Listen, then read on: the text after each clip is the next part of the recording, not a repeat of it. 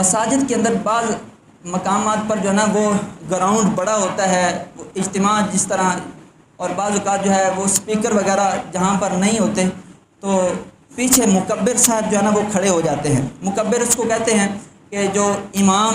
آگے اللہ اکبر جو وہ ارکان ادا کر رہا ہے اس کی جو ہے نا وہ اطلاع پیچھے جو ہے نا وہ پہنچاتا ہے، جو ایک فاصلے کے اوپر پیچھے کھڑا ہوتا ہے۔ یہ اس وقت ہوتا ہے کہ جب امام کی آواز پیچھے نہ پہنچ رہی ہو، جس طرح یہ ہم یہاں پر بیٹھے ہوئے ہیں تو اوپر جو ہے نا وہ اگر اسپیکر وغیرہ نہ ہو تو اطلاع نہیں ہو سکتی کہ امام کس رکن میں پہنچا ہوا ہے یا جو باہر کا ایریا ہے۔ تو جو مکبر حضرات ہوتے ہیں،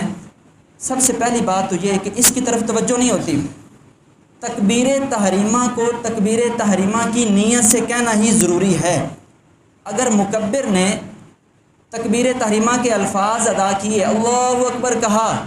اور نیت یہ تھی کہ چلو یار پیچھے والوں کو بھی پتہ چل جائے کہ نماز شروع ہو گئی ہے، اب نہ تو مکبر کی نماز ہوئی اور نہ مکبر کی پیروی کرنے والوں کی نماز ہوئی،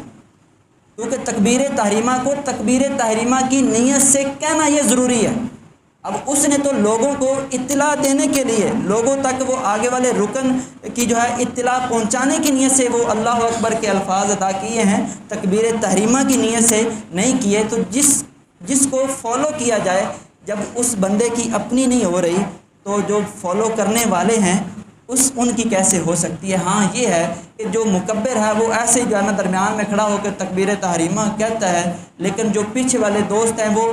امام کی ہی آواز پر جو ہے وہ اپنے ارکان تبدیل کرتے ہیں، اس مکبر کی پیروی نہیں کرتے، اس کو فالو نہیں کرتے، تو پھر ان کی نماز ہو جائے گی لیکن مکبر کی نہیں ہوگی۔ یہاں پر اور ایک بات کہ مکبر اگر وہ تکبیر کہتا ہے تو اس کے لیے ضروری ہے کہ تکبیر تحریمہ کے الفاظ صحیح طرح سے ادا کرے۔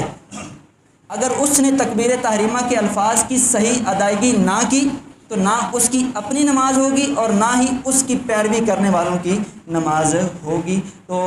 بڑے افراد کو شوق ہوتا ہے کہ جی میں مکبر بن جاؤں، تو جب بھی یہ ایک بہت بڑی ذمہ داری ہوتی ہے مکبر بننا بھی۔ تو تکبیر تحریمہ کے لیے تکبیر کہی جاتی ہے تو اس وقت تکبیر تحریمہ کی ہی نیت ہونا یہ ضروری ہے۔